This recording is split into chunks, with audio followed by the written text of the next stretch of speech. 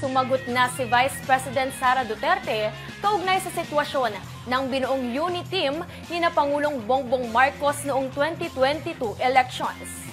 At mukhang tinuldukan na nga ni Inday Sara ang naturang tandem. Ang sagot ni Duterte ihatid sa atin ni Tala Lopez.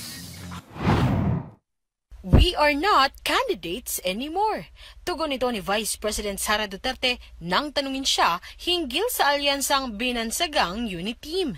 Ito ay ang tandem nilang dalawa ni Pangulong Bongbong Marcos noong nangangampanya sa 2022 elections.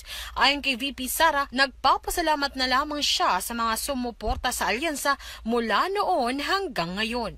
Matatanda ang tumakbo noong 2022 si Pangulong Bongbong Marcos sa ilalim ng Partido Federal ng Pilipinas, habang si Vice President Sara Duterte ay nasa ilalim ng Lakas CMD kung saan binuo ang unit team para sa mas malakas na alyansa tungo sa iisang hangaring mapaganda ang buhay ng bawat Pilipino. Ako, si Tala Lopez para sa Kwentong Politiko.